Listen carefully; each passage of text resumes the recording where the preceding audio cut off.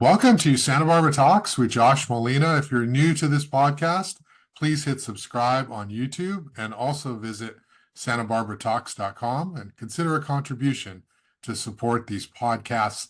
I am here today with Wade and Paula, who are going to talk about the Waula Festival, another big benefit for the Sarah House. So glad to have you on. So talk to me. What's going on this Saturday? We're glad to be here. Yeah, thanks for having us on again. Appreciate it. Thank you. This is our second time doing Waula Fest.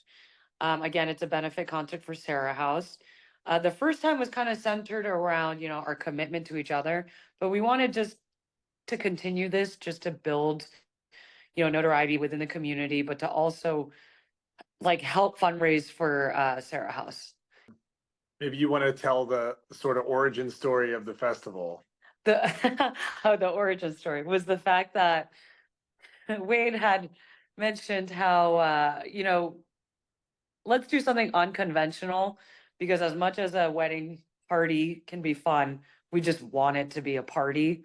And at the same time, we already have everything and we just wanted to celebrate with our friends and family, but we wanted to be with purpose and for a cause.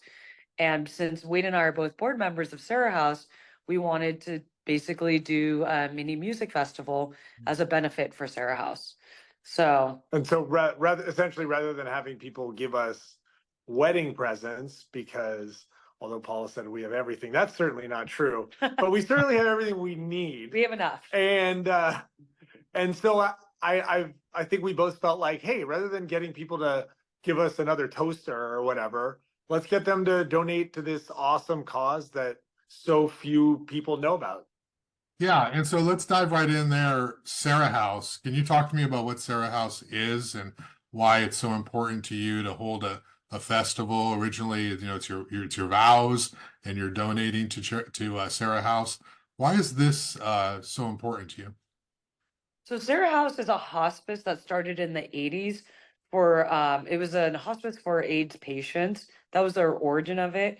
But as the years progressed and less patients coming in, it was still a hospice for low income patients. And the only way I got familiar with it was actually Wade's mom. Yeah, my grandfather and mom died in relatively quick succession in 2016, and they were really like the people who were closest to me anywhere in the world, obviously other than Paula. But it was really hard, and they were both at another local hospice house that does a great job, but also that I sort of saw the bills for, and I went down and had a friend who said, come check out Sarah House, just come down and take a tour. And I walked around and I said, you're giving this quality of care, and basically most of the people who are here aren't paying a penny to be here, and wouldn't have this opportunity if not for this place. And so I only had one question when I walked in, which was, how can I help? And within a couple of weeks, I was on the board. And it's hospice is one of those things where it's kind of like a gift and a burden. No one wants to be in a position where they have to be around someone who's in a hospice, but once you've had that experience and you've seen what it's like, the care that is given to people, it is magical. It's truly magical. The people who work at Sarah House they're angels. Our head of house, Paloma Espina, has been there for a long, long time. She is just absolutely incredible. We have our little board meetings once a month, and she comes on and she tells, honestly, the most touching stories. And I've cried like walking the dog when I'm on the Zoom, like on these calls, because these stories are just unreal. Yes, I call it my crying hour. It's my therapy. But Yeah. but it really is touching, and I think with people, they're not familiar with hospice until someone is in it. And when you're in that situation and you don't know what to do, and there are people who have just been dealing with deaths, and they are there to comfort you in ways that other people can't. It's truly touching and magical because there's only so much a person can handle. And the fact that they do it on a daily basis and they have the patience to do it, it's another type of human being. It really is. Yeah, and its origins, as I understand it, was specifically for people who were HIV positive or had AIDS. It was AIDS hospice. Now, does it cater to a certain demographic, or is it just anyone who needs this hospice care? Yeah, it's kind of anyone actually, and it's the beautiful thing about the house is that we have all kinds of people walking through the doors there. We've had everything from like homeless veterans, folks who had like mental health issues who couldn't be placed in hospice other places.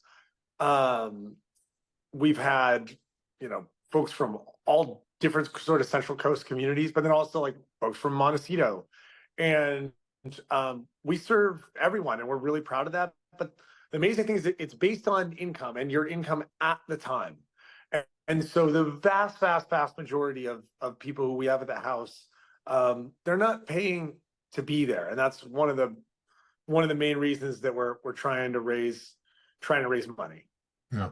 Okay, so talk to me about the Waula Festival. People who attend, what can they expect in terms of entertainment for the afternoon, evening? Yeah, so we wanted to stick to also just local bands, but also other bands that people knew. Mhm. So again, we're trying to get really involved with the community. So of course we had to have our first and tried, it's got to be Spencer the Gardener. Everyone knows them. Legendary in Santa Barbara. For sure. And then we also have Young Santa. Yep. Why don't you- So we've got Young Santa, up and coming local band, kind of piano bass. Solo, yeah. And also it's also my best friend. And then we've got Queen Tide, that's an up and coming band that has some new music out there. Go check them out on Instagram, Queen Tide, or on YouTube. They've got a great song that you'd like, Josh. You might even hit them up about being your theme song. But they got a song called West Galita that I heard on the radio that's a good tune, and I was like, man, I like this one. It's nice, like out in the summertime, drinking some rosé, dancing around. We thought it would be perfect for the afternoon. And then the closer is going to be the English Beat. We got to have some ska in there. Yeah, super excited to have English Beat coming in. Big fan for a long time, and just got some good hits and stuff I grew up with. So Okay. And so tell us where it's at again and how people can get tickets. So it's going to be held at the Presidio, but the parking lot next to it. You can find tickets at www.waula, WAULA fest.com. You'll see it below, I'm sure, Josh. Yes, definitely. Yeah, I edited it. And you can purchase tickets there, but you can find out more information about the bands. Going back to the local stuff, we're also going to have Moni's food truck there.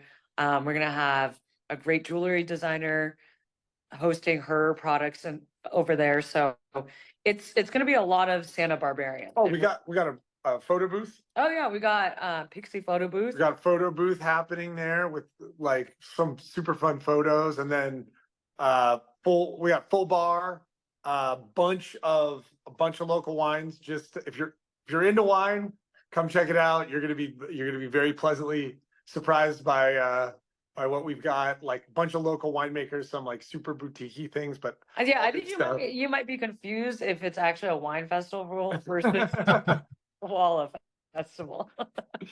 But yeah, good local beers, local wines, and then some, full bar. And we got some awesome screen printed posters. I could probably grab the one from last year, but anyway.